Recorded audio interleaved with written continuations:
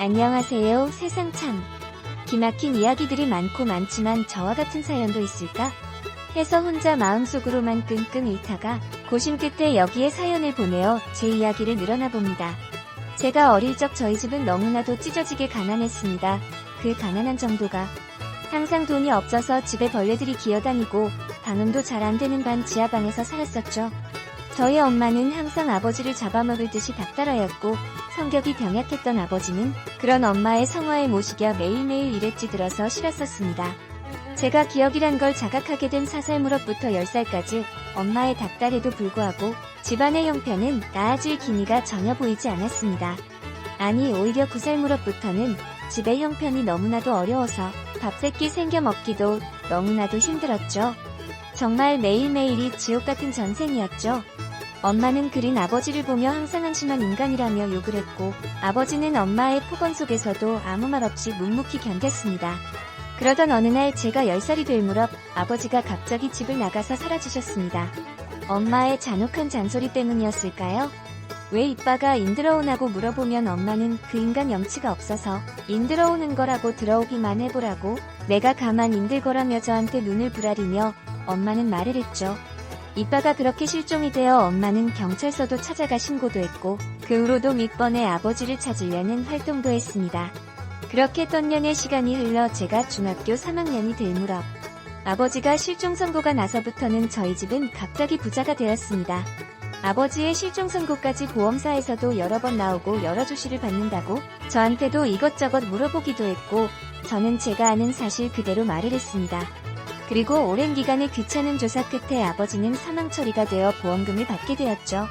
그동안 지하 전세방에서 밥 한 끼도 제대로 먹기 힘든 우리 집이 마치 로또라도 맞은 것처럼 단독 아파트로 이사를 가게 된 날 엄마는 한박 웃음을 지으며 여기가 이제 우리 집이라며 니네 이빠처럼 무능력한 인간이 이렇게 쓸모가 있을 때도 있구나라는 말을 웃으면서 하는 말에 저는 소름이 돋았었죠. 그렇게 시간이 흘러 아버지는 저에게 죽은 사람이 되었습니다. 엄마는 얼마가 되는지는 모르지만 엄청난 돈을 손에 쥔 졸부마냥 집도 사고 자도 사며 어디서든 돈 있는 척을 하려 했었죠. 학교도 이사가게 되고 집도 바뀌고 모든 것이 바뀐 것에 저는 적응하기에 기뻤습니다. 저도 처음에는 아버지를 그리워했지만 어느새 점점 물질에 젖이든 저에게 아버지에 대한 그리움보단 돈이 없을 땐 상상조차 할 수 없었던 생활의 변화에 만족해했습니다.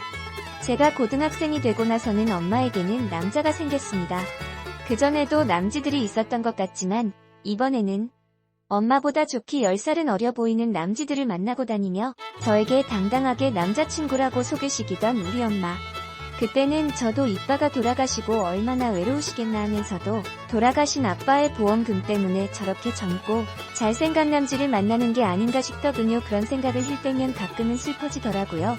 그렇게 엄마의 새 남자친구에게도 익숙해져 가고 저도 제 생활에 익숙해져 갈 무렵 22살이 된 저에게 엄마는 갑자기 유학을 다녀오라고 말씀하셨습니다.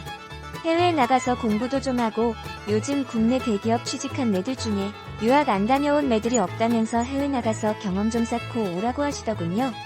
사실 저도 해외라는 날에 솔깃하여 해외 유학을 떠났고 유학 생활을 마쳐가던 도중 엄청난 이야기를 듣게 됩니다. 그것은 바로 죽은 줄 알았던 이빠와 제 엄마가 구속되었다고 참고인 조사를 받으러 오라더군요. 아니 갑자기 참고인 조사는 무엇이고 엄마는 그렇다 치고 17년가량을 얼굴도 못 보고 죽은 줄 알았던 이빠가 설마 살아있다니. 그렇게 정신없이 경찰서로 가서 제가 알게 된 17년 전 그날의 진실은 가히 정말로 충격적이었습니다.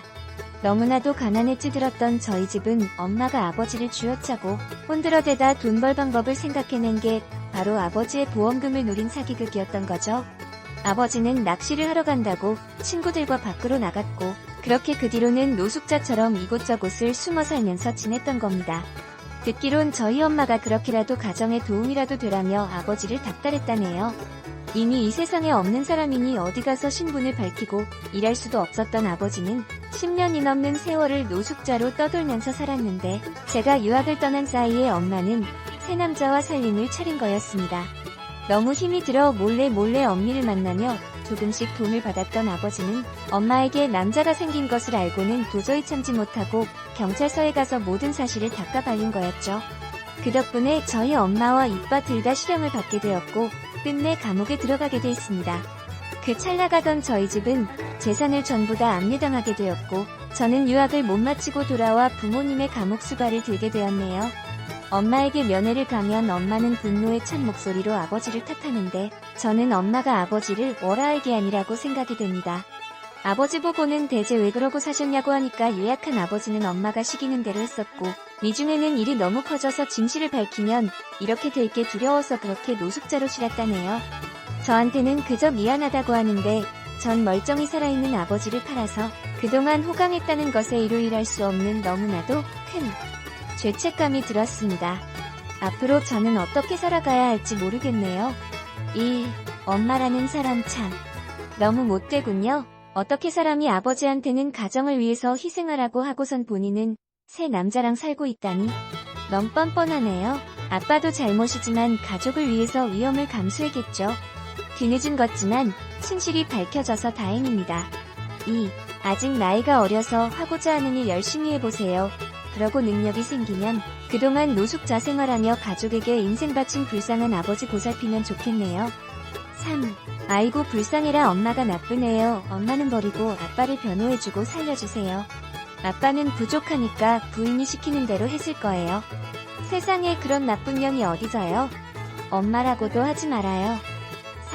4. 아버지가 불쌍하네요. 엄마라는 그 여자 정말 나쁜 인간이네. 어떻게 남편을 버려? 지는 다른 남자랑 사랑 타령. 그게 인간 아니네.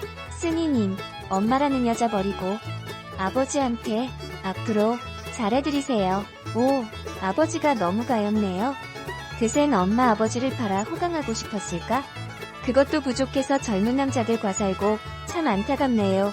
아버지 불쌍히 여겨 잘 살펴주셔요. 6. 범죄자가 너무 떳떳하네요. 자기가 만든 상상 속에서 남편이 진짜 죽은 걸로 치부해버리고 바람이나 피우고 정신이 어떻게 든 모양입니다. 승희는 절대로 엄마를 용서하지 마세요. 너무 더럽고 사악해요. 아버지는 유약한 성격에 독살 맞은 아내의 악다구니를 못 견뎌서 그렇게라도 자신이 희생을 하면 아내와 자식은 잘 살겠지라고 생각했겠지만 너무 철없는 생각이죠. 7. 정말 기가 막힌 일이네요. 에휴 그놈의 돈이 뭔지 스님님 부모 잘못 만나 큰 고생을 하시네요. 안타깝다는 말밖에 할 말이 없네요. 어째 이런 일이 힘내시고요. 화이팅.